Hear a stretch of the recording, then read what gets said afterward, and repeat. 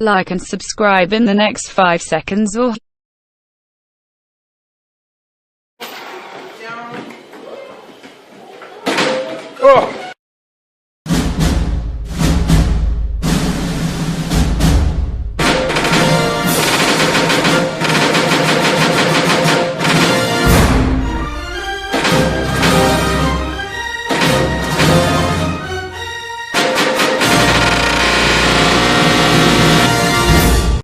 एक सवाल जो आखिरी सवाल मैं आपसे पूछना चाहता हूं, आप क्या चाहेंगे इतिहास आपको कैसे याद रखे? आप में से कोई बता सकता है कि वेद किसने लिखे थे? दुनिया के सबसे पुराने ग्रंथ, और आज भी 5000 10,000 साल के बाद भी दुनिया को रास्ता दिखाने का सामर्थ्य रखते हैं। आपको मालूम है वेद किसने लिखे थे? अगर इतने बड़े रचयिता का नाम हमें मालूम नहीं है, इतिहास में कहीं दर्ज नहीं है, तो मोदी तो क्या है, एक छोटी सी चीज है जी। इतिहास में नाम अंकित करने के लिए न मोदी पैदा हुआ है, न मोदी का वो मकसद है, और मैं नहीं चाहता हूं मोदी को लोग उन 125 करोड़ देशवासियों की तरह ही एक माने। उससे ज्यादा मानने की जरूरत नहीं है। आपको टीचर का काम मिला होगा, आपको ड्राइवर का काम मिला होगा, आपको व्यापार का काम मिला होगा, आपको खेती का काम मिला होगा, मुझे ये काम मिला है, उससे ज्यादा कुछ नहीं है। मैं नहीं चाहता हूं इतिहास में अमर होने के लिए मकसद है तो मेरा देश अजरा अमर है। दुनिया याद करे तो मेरे देश को याद करे, मेरे देश के भविष्य को देखें, मेरे देश के लिए दुनिया गर्व से कहें ये एक देश है जो मानव कल्याण का रास्ता दिखा सकता है। विश्व को संकटों से बाहर निकालने का सामर्थ्य इस धरती में है, ये दुनिया को पता चले। मोदी की छवि चमकाने में मुझे इंटरेस्ट नहीं है, हिंदुस्तान की छवि चमकाने के लिए जिंदगी खपाने में मुझे इंटरेस्ट। आरंभ है प्रचंड बोल मस्तकों के झुंड, बाज जंग की घड़ी की तुम गुहार दो। 8 नवंबर 2016 की रात्रि को 12 बजे से वर्तमान में जारी 500 रुपए और 1000 रुपए के करेंसी नोट लीगल टेंडर नहीं रहेंगे। ये मुद्राएं कानूनन अमान्य होगी। No, God, please, no, no, no! 8 तारीख रात 8 बजे देश के करोड़ों लोग सुख चैन की नींद सो गए, और देश के लाखों लोग नींद के लिए गोलियां खरीदने जा रहे हैं। गोलियां नहीं मिल रही है। आज 4000 रुपया बदलने के लिए लाइन में खड़े रहना पड़ता है जी। मां गंगा को भी आश्चर्य हो रहा है। कल जो चवन्नी नहीं डालते थे, आज वो नोटे बहाने आ रहे हैं।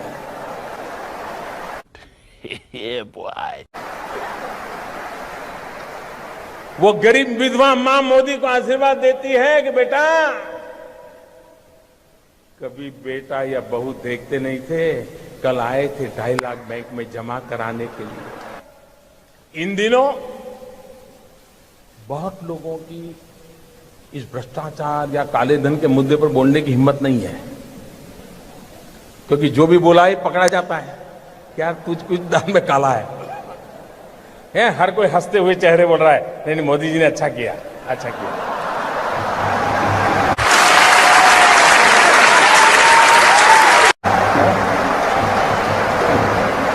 फिर किसी दोस्त को फोन करता है, यार कोई रास्ता है? खत्म, bye bye, tata, goodbye, गया। फिर वो कहता है, यार मोदी जी है, सारे रास्ते बंद कर दिए।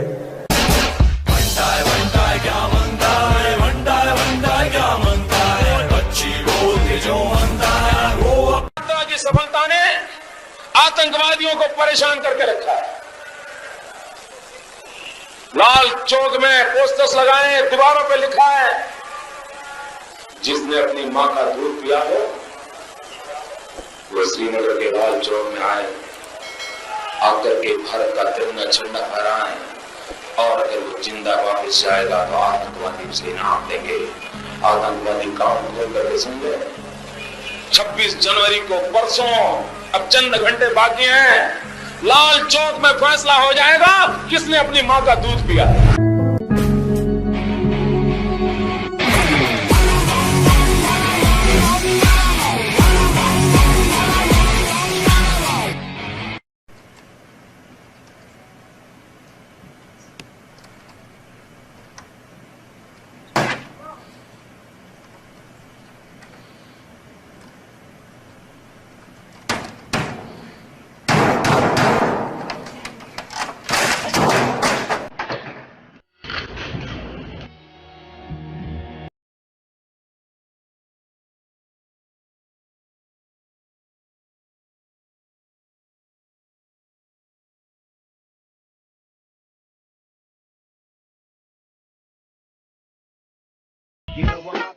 राहुल गांधी का कहना है कि बीजेपी कहती है देश को एक चौकीदार चाहिए।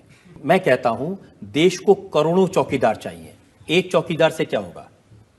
अच्छा है कि मेरे भाषण वो ध्यान से सुनते हैं।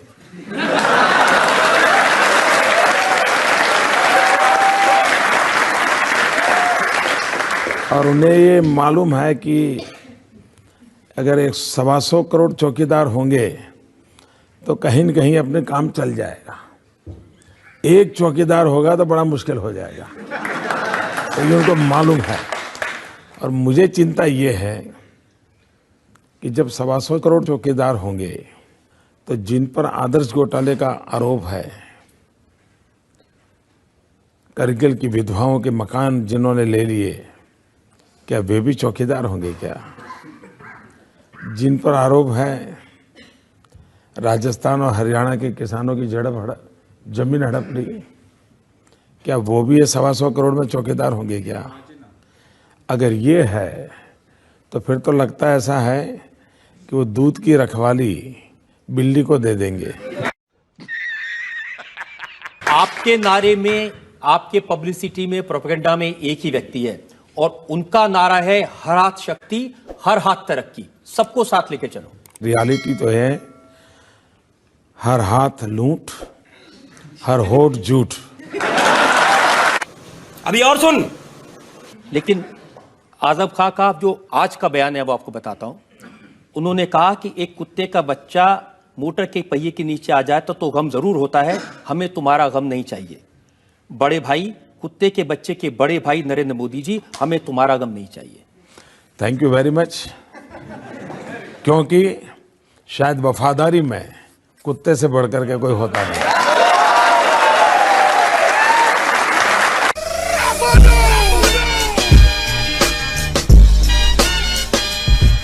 जो जनता के दिल में बात है वो कहना चाहता हूं, जो गरीब लोगों के दिल में बात है वो कहना चाहता हूं। और ये जो पूरा का पूरा नरेंद्र मोदी जी ने अकेले हिंदुस्तान का सबसे बड़ा स्कैम किया है उसके बारे में बताना चाहता हूं। अरे कहना क्या चाहते हो? और इसके पीछे क्या है ये भी बताना चाहता हूं, और मुझे रोका जा रहा है। 100% if they allow me to speak in parliament, you will see what an earthquake is going to come. तो रुको जरा, सबर करो।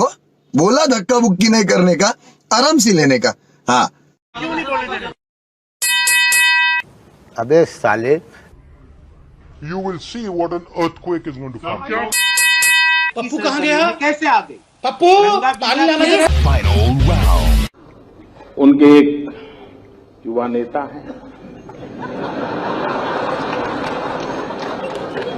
अभी भाषण सीख रहे हैं। ऐसे करते तो वो भी ऐसे करें।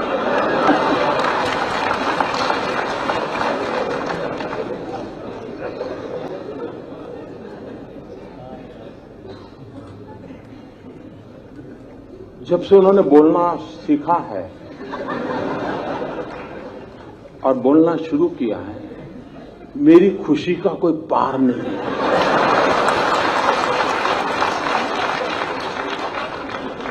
2009 में पता ही नहीं चलता था कि भाई इस पैकेट के अंदर क्या है,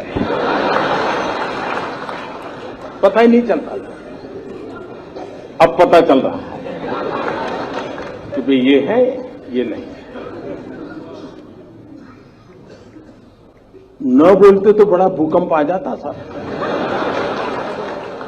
और देश को इतना बड़ा भूकंप झेलना पड़ता, ये देश 10 साल तक उभर नहीं सकता था। लेकिन अच्छा हुआ कि बोलना शुरू हो गया तो पता चल रहा है भूकंप की संभावना बची नहीं।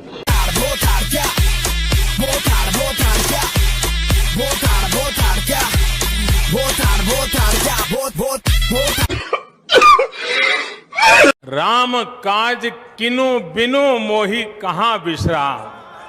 भारत आज भगवान भास्कर के सानिध्य में सरयू के किनारे एक स्वर्णिम अध्याय रच रहा है। कन्याकुमारी से क्षीर भवानी तक, कोटेश्वर से कामाख्या तक, जगन्नाथ से केदारनाथ तक, सोमनाथ से काशी विश्वनाथ तक, समेत शिखर से श्रवण बेलगोला तक, बोध गया से सारनाथ तक, अमृतसर साहब से पटना साहिब तक, अंडमान से अजमेर तक, लक्षद्वीप से लेह तक, आज पूरा भारत राममय है। महानुभावों, बरसों से टाट और टेंट के नीचे रहे हमारे रामलला के लिए अब एक भव्य मंदिर का निर्माण होगा।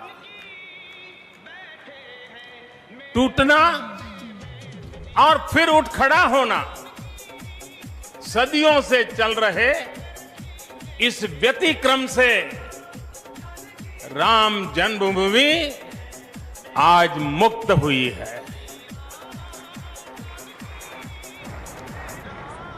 मेरे साथ एक बार फिर बोलिए, जय सिया राम, जय सिया राम।